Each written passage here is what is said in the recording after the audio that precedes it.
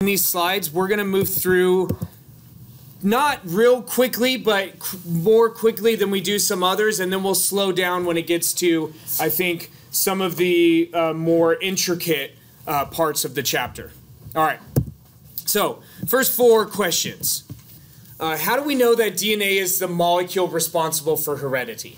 Right? We call DNA the hereditary molecule, but how do we know it's DNA and not something else, right? Because most of the jobs done in a cell are done by whom? Proteins, okay? Right? We've talked about the analogy of the factory of a cell. Who are the nucleic acids? They're the white-collar workers, right? Do white-collar workers do work? Not really. I mean, they're not doing like the hands-on labor, right? They are planning and strategizing and organizing. And so the blue-collar workers, those getting their hands dirty, those are the proteins, right? And then the proteins are also all of the materials necessary to work in that factory. And the beauty of it is the proteins are what the factory is making too. It's like the proteins are everything. So how do we know that it's not proteins? Can cell DNA change within the lifetime of a cell? We tend to think of DNA as this really static entity, and the reality is it's not. That organisms can take on DNA. This happens a lot in prokaryotic cells, but we're starting to see a lot more evidence of it happening in eukaryotic cells as well. What holds the 2 strands of DNA together? And finally, how does the structure of DNA imply its function? These latter 2 we're going to move through pretty quickly. All right. So how do we know that DNA is the molecule responsible for heredity? And so to answer this question, we're actually going to go through a series of experiments. All right. First experiment's called the Griffith experiment. And basically what Griffith did was this. He noticed that there were 2 different strains of a bacteria. One that when he injected mice with it, killed the mice. One that when he injected mice with it did not kill the mice, but they were the same species of bacteria. And again, the term species is kind of weird when you apply it to bacteria, but this is another question for another time. But the same species of bacteria, but 2 different strains. But during his experiment, he was able to show that when you mix the R type, the harmless type, with the disease-causing, the S type, that the S type transformed the R type bacteria. They gave them something that made them now infective.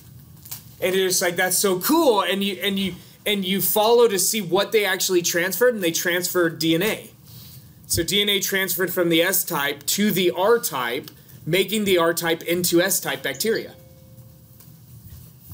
All right. Then you have the Avery experiment. So the Avery experiment took this to the next level. And he really wanted to show that it was the nucleic acids that were being transferred, and specifically the DNA. So what he did was he took S-type, the disease-causing bacteria, and he destroyed all of the proteins and all of the RNA, leaving only the DNA. Only the DNA in those cells. And you're like, how did that cell operate without any of it? It didn't, but it just added to the mix, right? At that point, it's basically just a bag of S-type DNA added to the mix of R-type. But it still transformed the R-type bacteria, even when all of the proteins were removed from the S-type and all of the RNA. The only thing left was DNA.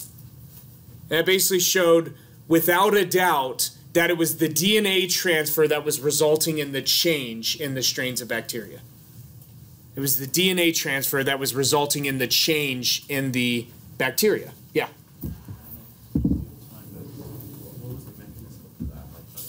Oh, we're going to talk about that. Yeah, there are 3 mechanisms, and we'll talk about all 3. Yeah, don't you worry. And then there's the Hershey-Chase experiment. So Hershey and Chase, what they did was they were studying viruses, and they knew that viruses injected something into a cell to convert the cell into a virus-producing machine. Right? That's what viruses do. They inject something into a cell that changes the cell into a virus-producing machine. Okay? You're like, I didn't even know. Now it kind of makes sense why viruses make me sick. I got to tell you this. So my 5-year-old comes in like 2 o'clock in the morning, not last night, but the night before, and wakes up my wife and says, "Mom, I have rotavirus." It's like, he's 5. And she's like, "You don't have rotavirus." He's like, "No, I do. My throat hurts, and I know I have rotavirus." And so she calmed him down, and he went back to bed. But then when he woke up in the morning, he's still like, "I've got rotavirus and some kind of itis. I don't know what the itis is, but it's some kind of itis." And my wife's like bronchitis? He's like, "Yes, that's what I have. I have bronchitis." So I thought I would share that with you. Anyways, so they studied viruses, and they wanted to know, what is it that the virus is injecting into the cell to convert the cell into a virus-producing machine? So they labeled the protein in viruses, and they labeled the DNA. And what they found was that the virus inject the DNA and not viral protein. So they're not injecting the materials and the workers needed to make viruses. They're injecting the white-collar workers, right? The viral white-collar workers that then tell the cell's machinery how to make viruses. And it's like, it's such a the analogy of the factory, it's so good, right? You want to change a factory, what do you change? You change the white-collar workers, right? And that's how you change the factory. It's so beautiful, right? And then you're like, well, it's really not that beautiful because it's a virus. But I don't know. Different strokes for different folks, I suppose. All right.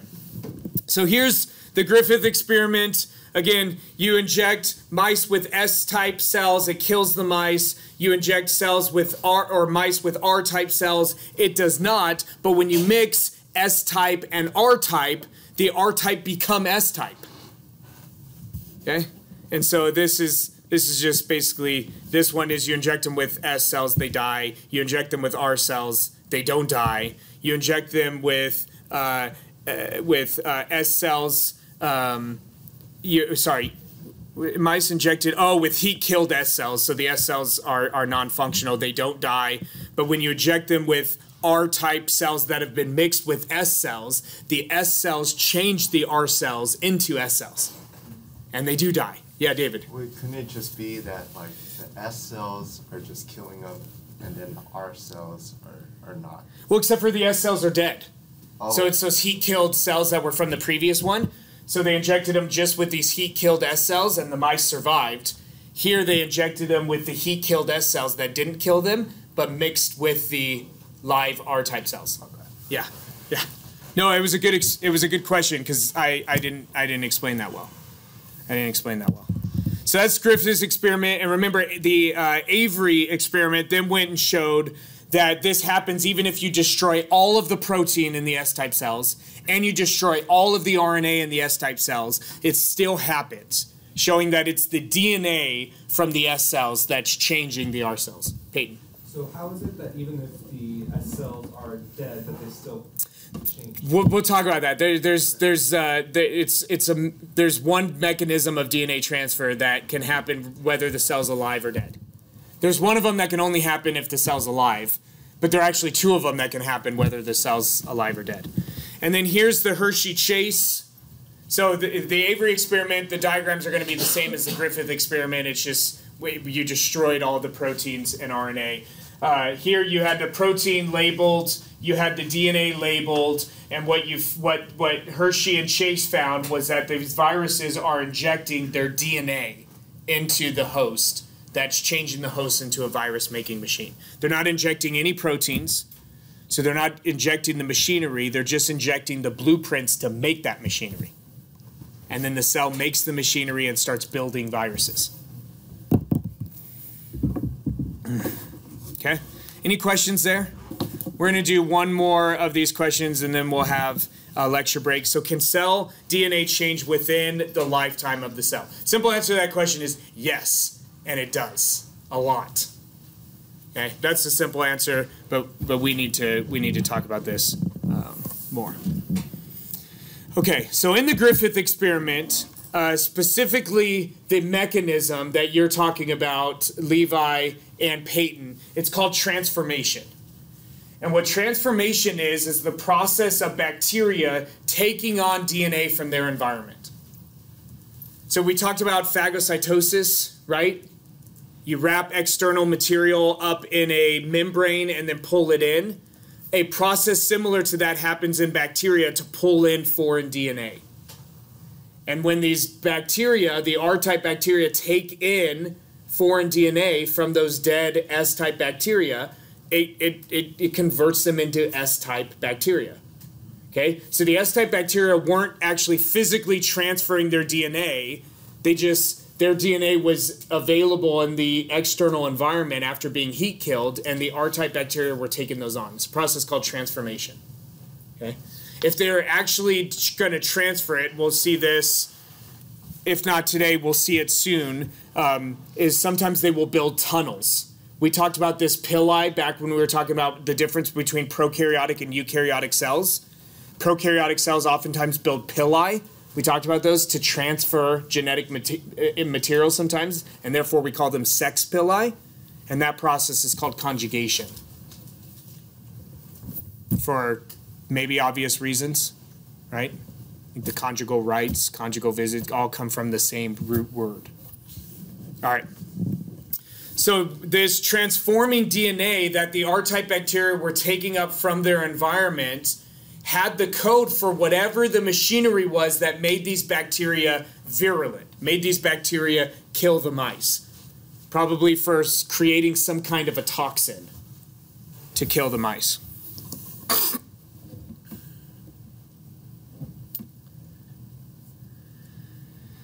So that's one mechanism. It's called transformation, a cell taking on external DNA. Eukaryotic cells don't seem to do this. Okay, take on free DNA from the environment to change their own genome. Prokaryotes do this all the time. All the time. Which actually makes this pretty wonderful, because let's say you want a bacteria that's going to make human insulin. You know what you do? You put the gene for human insulin in the environment of those bacteria. The bacteria take in that gene, and now those bacteria will produce human insulin. You're like, that's so cool. Can we just get these bacteria to live in our pancreas for people with diabetes, and then those bacteria can basically do the job of the pancreatic cells that produce insulin? And the answer is maybe. We're trying to figure that out. Levi. Okay.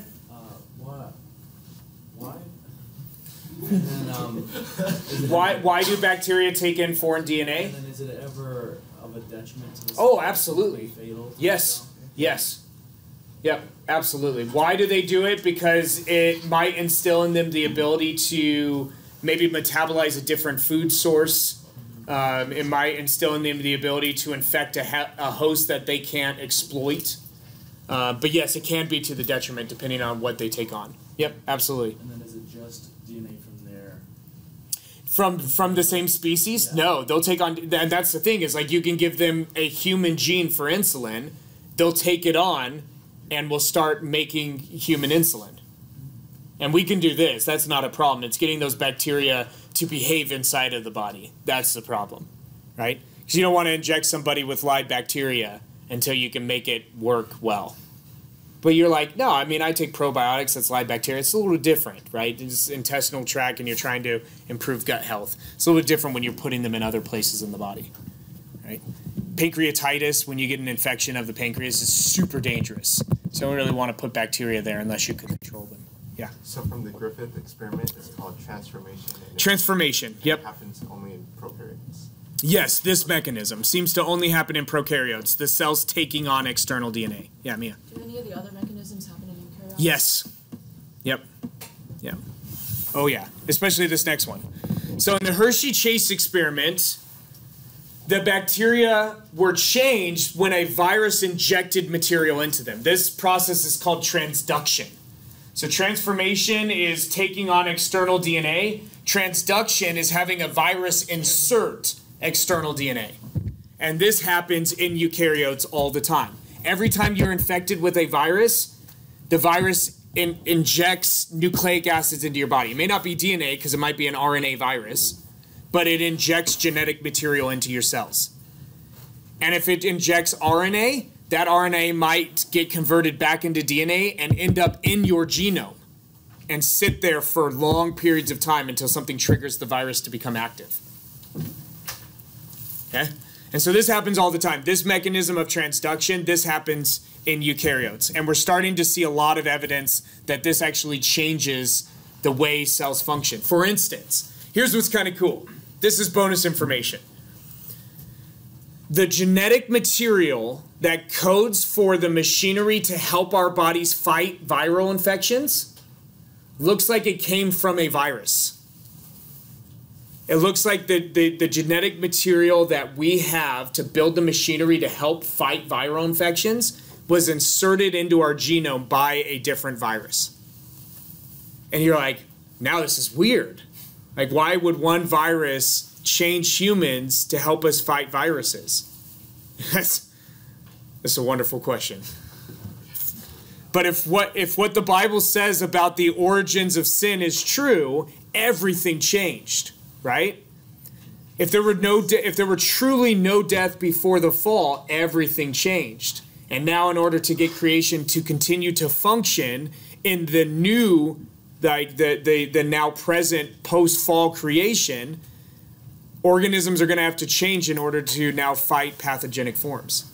And then it's like, wow, did God design a virus to change humans to be able to fight off pathogenic viruses? It's an excellent question. I don't know. Phage DNA, this is the virus, is incorporated into the DNA of the bacterium and remains as long as the virus doesn't what we call lyse the cell. And that's where the virus just starts to replicate like crazy and just blows the cell apart. Right? It'd be like if you ate something, like, and then it just started replicating inside of your stomach right after you ate it until there's so much of it, it just kind of blows your stomach apart. Like, is that what happens when I give rice to a pigeon? Sort of, but it's not replicating. It's just you have to give them dry rice and then it expands, and pigeons have a hard time getting rid of the gas buildup. They can't really burp very well. Anyways, sorry. It's actually against the law, I don't know if you knew this, to kill pigeons. So I'm not advocating for killing pigeons. So I don't know if it's against the law to advocate for killing pigeons, but it is against the law to purposely kill them. All right, so we have two different cycles that show up in viruses. One that's called the lytic or the lytic cycle, and the virus is actively replicating and it's blowing cells apart as it does. And then all these new viruses go and inject new cells, and it's just this chain reaction. You're like, man, that's why when I get a viral infection, I feel so crummy. And it is. You're just blowing your cells apart. But then you also have the lysogenic cycle, and the virus goes dormant. So it injects its genetic material into the host. That genetic material gets incorporated into the host DNA and just sits there and waits until the time is right for it to start triggering the host cell to make new viruses. It's like the Trojan horse, right? You get inside and you just wait. But this time you waited into the Trojan horse, you waited until they were all passed out from celebrating the victory, right? And then you came out and took over the city. Y'all familiar with that story? It's a horrible story, but an interesting one. All right, so here's those two phases. And again, this is transduction. This is the change in your genome from having a virus insert genetic material. Transformation is taking on genetic material from the environment, okay? Doing something, a bacterial equivalent to phagocytosis. So here is the lytic cycle. Virus, here's the beginning. Virus injects now we know from the Hershey-Chase experiment, it injects DNA into the host cell. And that host, or that viral DNA, triggers the host to start making the machinery to build new viruses. You build enough of these viruses, they rupture the cell and move on. And then each one of these, and this one, it's drawn so nicely. It's like one only produced 4. No, it's like one produces millions. And each of those individuals go find a new cell to infect. And so these infections can spread very, very quickly. Right? And you're like, I get that. It's like I start to feel sick and an hour later I can't walk. Right? Maybe. I don't know if you get that sick. I don't get sick very often, but when I get sick, I get really sick. And it's like I'll start to feel sick and an hour later, I mean, I could walk, but I don't want to. You know? And I'm just like, hey, Reagan, she's our 7-year-old. I'm like, get me a sandwich. No, you never want to eat when you're sick. And I don't even know what she'd do. I don't think she could make a sandwich. And she probably figured it. Anyway, sorry. So here in the lysogenic cycle, this phage DNA, it got incorporated into the host genome. You see that? And it's just sitting there, waiting. And every time this host cell replicates, it replicates that viral genome. And this may pass hundreds of generations with this virus in there, and then all of a sudden something activates that, and it converts the host cell into producing viral protein and new viruses. But it may be 100 generations down the line, and then all of a sudden it goes active, and literally tens of millions of bacterial cells die simultaneously from this virus that's been sitting around waiting for 100 generations. And then you wonder, you're like, do we have something like that in our genome that's just sitting waiting for some trigger, and then all of a sudden it triggers it, and immediately most of the human population disappears?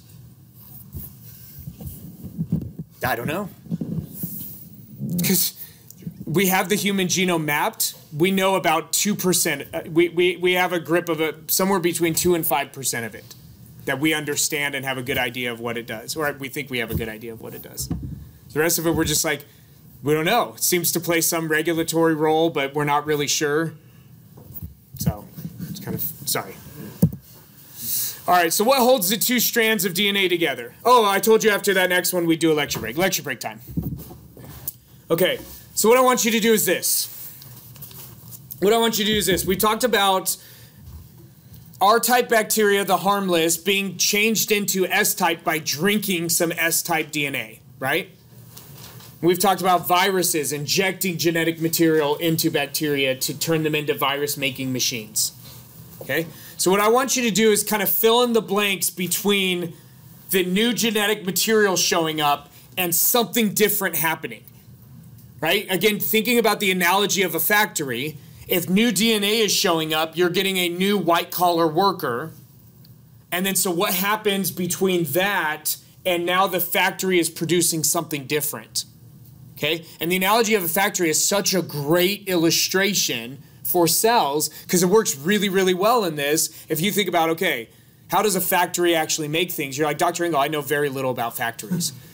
You know more about factories than I think what you give yourself credit for. Okay? You know, there's a Frito-Lay factory in Bakersfield that has 5 human employees. 5. The rest of the factory is run by machines. And every now and again, you get more than 5 that will come in and service the machines. But there are like 5 regular human employees. Everything else is run by machines. And you're like, wow, I don't know how I feel about that. This is kind of weird. Do I trust the machines to make a delicious bag of hot Cheetos? I do. They're just delicious. Okay, so I want you to fill in the blanks. So the new white-collar worker shows up. You get some new genetic material. What has to happen for that factory to start producing some novel or unique product? Okay? 2 minutes, starting now. So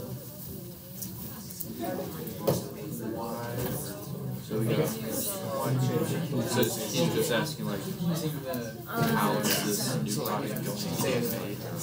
Because the DNA has it. Yeah, if you're all the way up to white colors, it's like people that like control operation but then do nothing. So that gets replicated. The messenger, yeah, the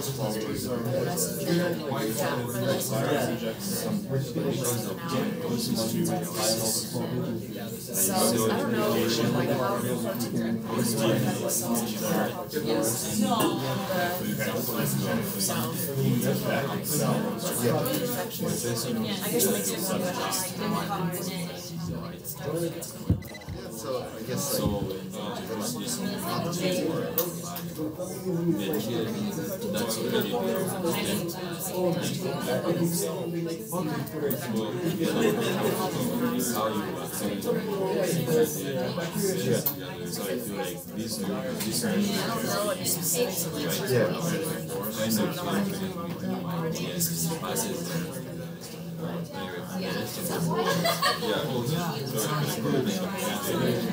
So that happens. This is kind of about cell activation. I don't see that way too much. We don't say Yeah, I was like 30 minutes. in this So I like hours after the back. And then wait, why did we add in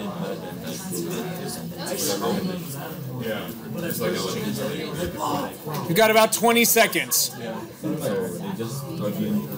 So if bacteria conduct bacteria or two in the that would be like a bacteria substance.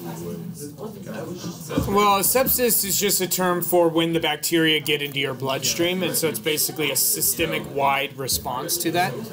But if you're talking about like the lysogenic cycle, or what do you're talking about like what's killing the mice? Kind of like you referenced if there was a dormant bacteria without it everything. Oh, a dormant virus in our cells that then all of a sudden went active. I mean, it would, yes. You would basically go into something shock. Probably so. Yep. Alrighty.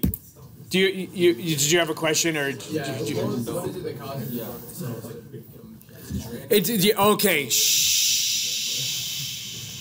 So Noah had a question of what is it that triggers the virus to move from the lysogenic into the lytic cycle, and the answer is it varies from virus to virus. It varies from virus to virus what that trigger is, and that we don't know all that well for most of them. Yeah, just something triggers it, and for some it might be like a loss in vitality of the particular bacterium, which triggers the virus to replicate so it can go find a new host. And so sometimes it's like triggered by starvation in the bacteria. Like the bacterium starts to starve and things start shutting down. It'll trigger that. But sometimes the triggers are different. You wondering like what's going to trigger it in humans? Sure. Yeah, I don't know. It doesn't seem to be starvation because plenty of people starve and don't trigger viruses. I don't think there is a virus like this in the human genome. It's just, I don't know if it's fun to think about. That's not the right word. It's fascinating to think about. Yeah. All right, so what needs to happen? So new white-collar worker shows up. How does the factory start producing something different? Yeah, he's got to tell what to do. The blue-collar workers, right? So this white-collar worker's got to start to change the job of these blue-collar workers. And so this is why it's such a wonderful illustration. So viral DNA shows up. It hijacks the cell machinery. The cell machinery that's already in place start getting told to do something different. So it's like in a factory, you've got these machines. Let's say it's a Frito-Lay factory, right? And it's just packing bags full of delicious hot Cheetos. All of a sudden, this new white-collar worker comes in and starts putting something healthy in there that nobody wants to eat, right? But you're like, why would a virus put something healthy in there? That my analogy broke down a little bit. But anyways, you hijack some of that machinery. Some of the machinery that's already in place, you hijack it and get it to start doing something different. But you do need some new machinery to show up. But the beauty is the DNA is the code to make new machinery. So this white-collar worker shows up, hijacks some of the machinery, and then designs and forces the machines to build new machines necessary to make whatever that total product is, a new viral cell. Yeah, Chris. So, like a virus infected like one of our cells. Yes. And does the RNA or DNA in the virus actually get sent straight to the nucleus? No, only in viruses that we call retroviruses. Okay. So do you remember back in organismic when we talked about the Baltimore classification of viruses? And we basically have two types of retroviruses, which are type 6 and type 7. Those will go in and get incorporated into the host DNA. The rest, types 1 through 5, they just, by some mechanism, start writing viral proteins. But again, a lot of it, they'll hijack like host ribosomes to just write viral proteins. Yeah, that's a good question. Yeah, Allison. So do they also then hijack the other machinery so the cell knows what to do with these new proteins? Well, that's yes, because they've got to basically assemble the virus, right? It's not just about making viral proteins, but you've also got to assemble new viruses. So yes, yep, absolutely. Yeah, Levi. So does the introduced DNA like physically with the existing DNA, or is it If it's a retrovirus, yes, it gets incorporated. The virus also injects an enzyme that's called reverse transcriptase, and we'll see transcription in next week. But transcription is basically taking the DNA and writing it into RNA. Okay, that's what transcription is that process. So reverse transcriptase it's a viral protein injected with the genetic material, and it takes the RNA that the virus injected and writes it back into host DNA. And then once it's in the nucleus, we have machines, and we saw this in genetics, Mia. We have machines that will recognize when you have fragments of DNA and it's like, that's not normal, and it will put it inside of a chromosome. Because you shouldn't have fragments of DNA. So you write this RNA backwards into DNA, and then there are machines in your nucleus that are like the small fragment of DNA, that's not normal, and it will attach it to a chromosome. How does it know which one to attach? It doesn't. It attaches it where it fits, where it works. Yeah, Emily. So when the new DNA comes in and it's making the new machinery, is it making proteins according to the new DNA, or is it replicating the viral DNA? Both. Yeah, I mean, and the thing is, and then also it's making your normal proteins at the same time. So it's not like all of a sudden it completely shuts down that factory from what it was doing. It's just, it's got like this side project it's working on, right? The factory is still operating mostly normally, but at the same time, it's assembling new viruses. It's assembling new machines to inject white-collar workers in other factories at the same time. And then eventually you get enough of them that it ruptures the cell. Mia. Oh, I remember what else. Okay. I mean, like, I got my question. All right. Yeah, Chris. So the cell, as it's like, let's say it's going through the lytic cycle, or it's Yeah, the producing a virus virus. is just replicating the cell's replicating new viruses. Yeah. Is there like absolutely not, like the cell's just like not even aware, like, you know, compared to like, Oh, there are ways you can fight a virus, but you usually have to fight it extracellularly. I mean, the cell's basically been corrupted from the inside. Okay. Yeah. Now, the only way a cell can really fight that is if it recognizes it's been corrupted from the inside, it may program its own death to prevent it from making viruses that will spread to other cells. And then there are cells in our immune system that can recognize a cell that's been hijacked by a virus and just eat it and destroy it before it has a chance to finish the process of making new viruses. Yeah, Mia. So for like the cells that were put into the mouse that killed it, like the Yeah. S bacteria, like what kind of machinery is made where it causes it to like become deadly? Yeah, it's probably some kind of a toxin. I don't know the specific, but I'd have to go and read about the specific bacteria that they used and the pathology associated with it. I'm guessing it's some kind of a toxin that the bacteria is making that leads to a systemic response to the presence of the bacteria. So it just tells the machine to like make toxic stuff and like excrete out of like the body or something? Yep. Okay. Yep. Okay. So what holds the two strands of DNA together? Simply put, the two strands of DNA are held together by millions of hydrogen bonds. Millions of hydrogen bonds. So we talked about bonds, right? We talked about bonds in the first week, maybe on Friday of our first week of class. And we've got ionic bonds that are very, very strong.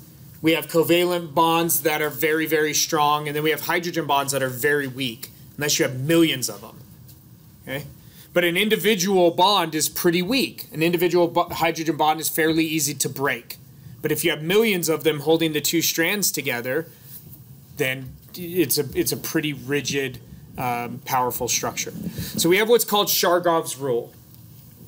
Chargaff's rule says that we have two different types of bases that appear in DNA, and we saw this when we talked about biomolecules.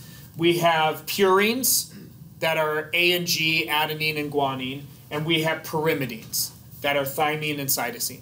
And Chargaff's rule says that the total amount of purines is always equal to the total amount of pyrimidines. So if you take all the A's and G's and you add them up together, it's going to equal the number of all the C's and T's added together. Further, the total number of A's equals the number of T's, and the total number of G's equals the number of C's, giving you an idea of where these hydrogen bonds are forming. So hydrogen bonds form between A and which other base? T. That's why their numbers are equal. And hydrogen bonds form between G and which base? C. And that's why there's the same number of G's as there is C's. So from Chargaff's rule, we know that a purine must be paired with a pyrimidine. This is how you can form hydrogen bonds that can hold the two strands together. If you try to put two purines together, they will not hydrogen bond, and if they don't hydrogen bond, they'll actually repel each other. And we'll see this when we talk in more detail about DNA replication on Friday.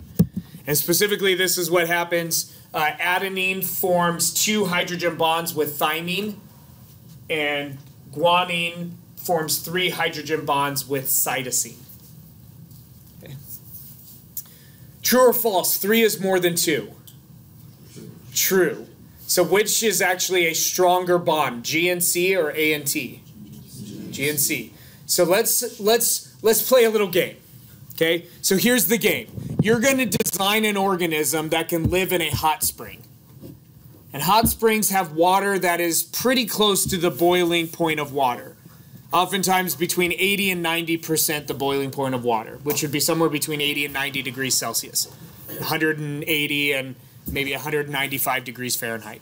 Okay? Really hot water. You want to design an organism that's going to survive in that kind of an environment. Which types of purines are you going to put a lot of in the genetic code for that organism? Purines, G's, right? Because every G is bonded with a C on the other strand. G's and C's form more hydrogen bonds, makes for a more stable molecule. It's not going to fall apart on high heat.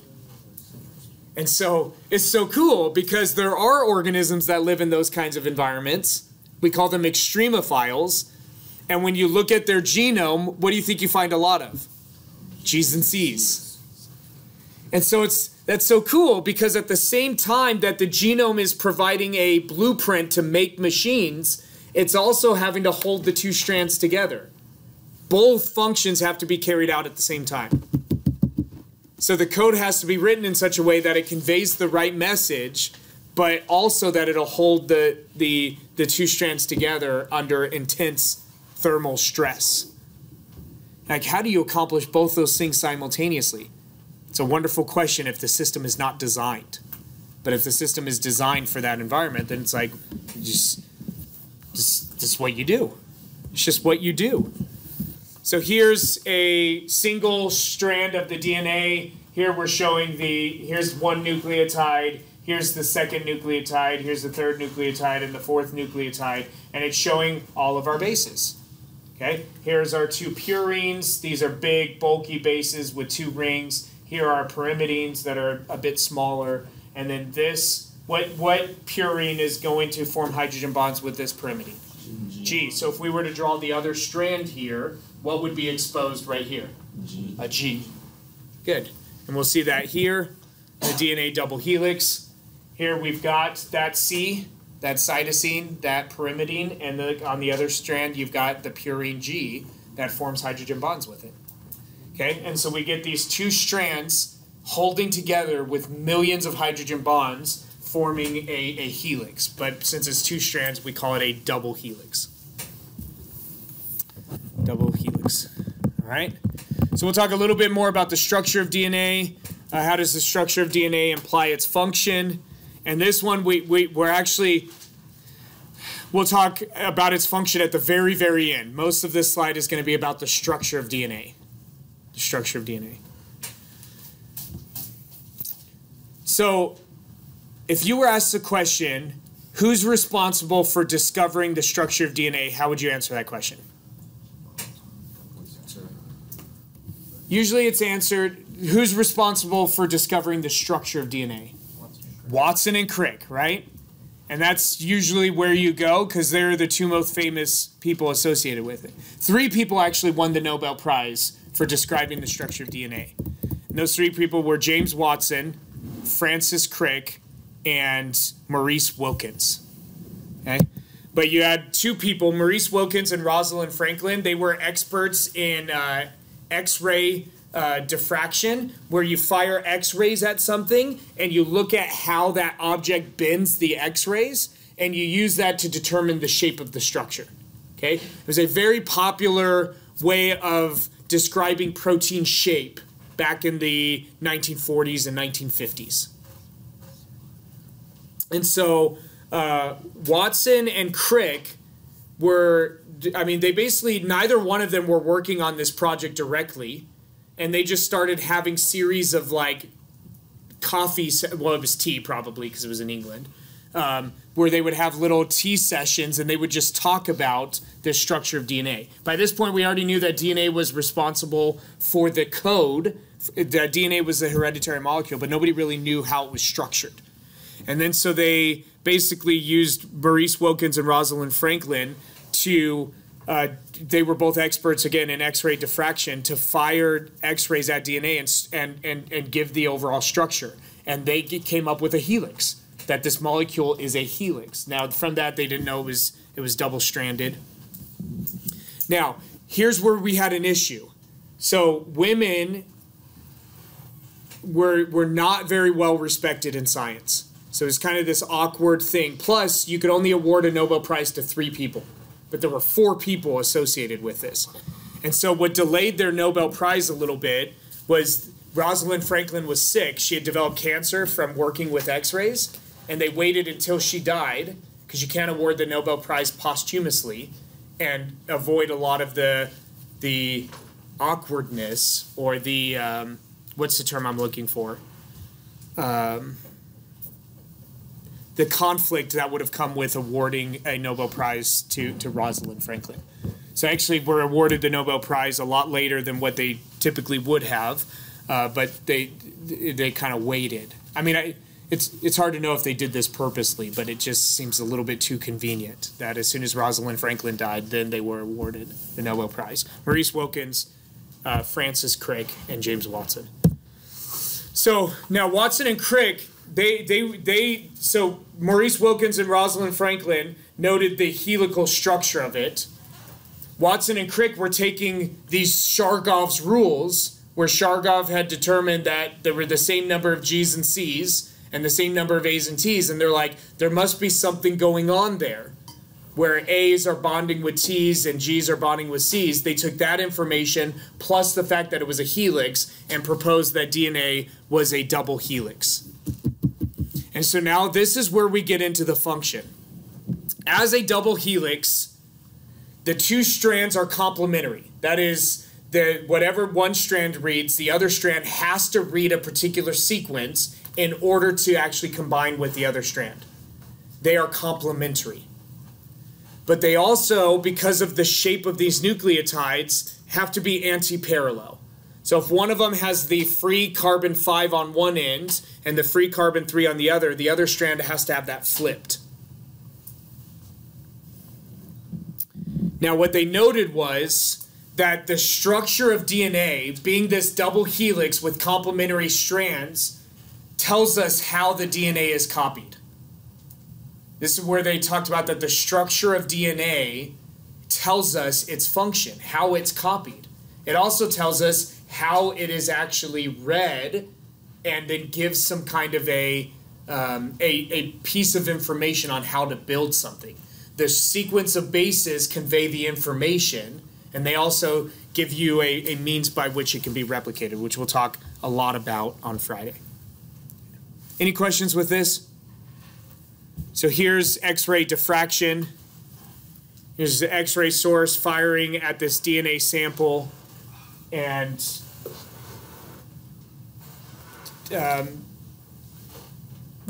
gosh, man, I'm blanking on very simple terms this morning. And deflecting these X-rays in a particular way, and if you're an expert in X-ray diffraction, you can take that and interpret what that actually means. And And here they were able to interpret that it was a helix. It was a helical structure. And so here's both the complementary, A's bonded with T's, C's bonded with G's, G's bonded with C's, but also the anti-parallel nature of DNA. So here's the 5' end. We call it the 5' end because we've got carbon 5 here that's not bound to another nucleotide. You see that? It's at the end there, and it's got this phosphate group, but there's not another nucleotide there. So we call this the free carbon 5. It's lonely, right? There's no nucleotide attached to it. We get down here, and it's the carbon 3 that's not attached to another nucleotide. You see that? 5 and 3, so this strand would go 5 to 3, but this strand has to go in the opposite direction to orient the bases in such a way that they can form those hydrogen bonds. Okay, so it's complementary and it's anti-parallel. Make sense? We're going to run into a big issue here with the anti-parallel when we go to copying this, just foreshadowing what's to come. All right, no questions on those. We've got a few more minutes. We're going to move into our next set of 4 questions and position ourselves in a good place for Friday. All right? Okay? All right, so the next set of 4 questions. We certainly will not get to all of these today. But basically, this first question, how do we know which model of DNA replication is correct? We'll talk about various models. How does a new strand of DNA get written? What other proteins are involved in DNA replication? And why is replication both continuous and discontinuous? We're going to have some fun. We're going to have some fun on Friday. Not saying we're not going to have fun today. I always have fun.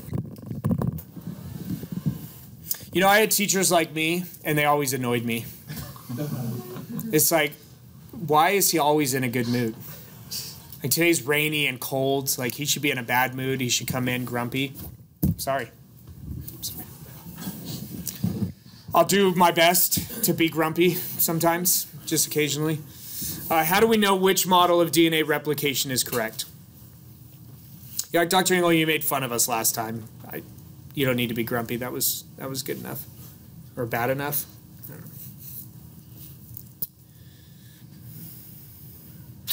Yeah, sorry. Okay.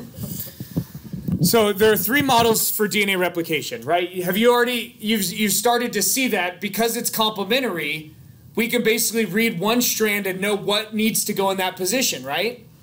So if you read one of the strands and there's a G there, you know that you have to add a specific base on the other side. And what is that base? That's C. So then you're like, wow, this is wonderful. You could separate those 2 strands and and if you were to go write a new strand, you'd know exactly how you needed to write it because only one base is going to work. G can only bind with C. It can't bind with A or T or another G, only C. So it's so beautiful. Like, I could only give you one of the 2 strands, and you could write the entire missing strand just by reading what was there, because there's only one base that'll work opposite that. Okay? And so they knew this. Watson and Crick, they knew this, but then it was a matter of figuring out how does this actually work. So there are 3 different models. One was called semi-conservative, and that's basically every time you replicate the DNA, you end up with a molecule that has one old strand and one new strand. Okay? So you take your original DNA molecule, right, that's double-stranded, a double helix, you separate those 2 strands and completely write a new strand. Okay? Every molecule has one old and one new. Next one's conservative. And this is that the 2 strands from the original molecule serve as templates for writing the new strands, but then when they all recombine together, the 2 old strands go together and the 2 new strands come together. Right? And it's a way of not putting old wine in new wineskins. No, new wine in old wineskins. Wait, old wine in new wineskins. That's the issue, right? Old wine in new wineskins? Or is it new wine in old wineskins? That's the issue. Okay? I don't get it. The other one was dispersive. And so this is where basically the chromosomes are split into pieces and then written in fragments. Okay? That the chromosome is split into pieces and then written in fragments. And this this idea was very popular because they're like, man, these chromosomes are huge, right? There's a lot of genetic material, and to have to write that entire strand would take forever. Okay, so what if we broke it up into small pieces, wrote it in fragments, and then had something reassemble them all?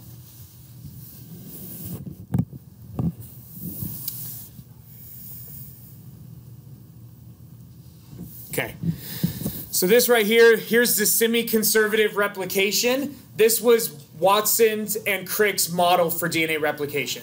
What they proposed is that you would separate these strands, and as you were separating them, you would go in and write the complementary strand.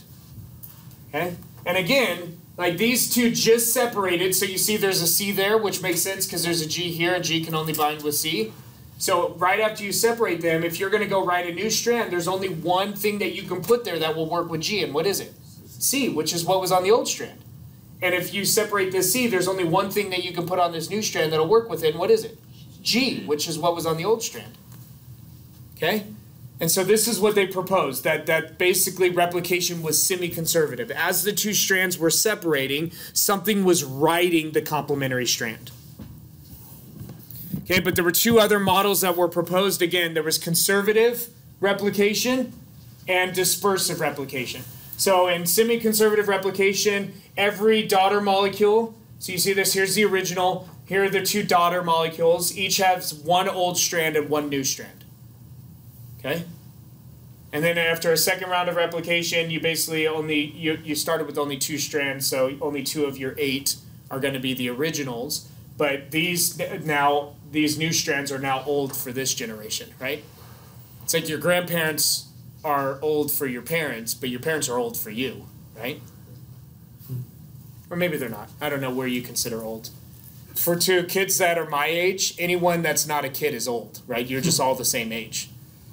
It's like you're a kid, and then once you're not a kid anymore, you're just an adult, and everybody's old. It's really fun. So here's conservative replication. Here, basically, that you reassemble the 2 old strands, you reassemble the 2 new strands, and so you keep persisting that original molecule. No matter how many generations you go, you're still going to keep that old molecule around, lingering. This is the reason why it's cool. I mentioned it's cool, and you're like, that doesn't sound cool at all. Is my kids couldn't believe that my dad is actually my dad. Because they're like, you're the same age. That doesn't make any sense. Like, how could he be your dad? You're both adults. So. But that's it. We're out of time. It's 12:40. Have a wonderful Wednesday. We'll pick up here on Friday.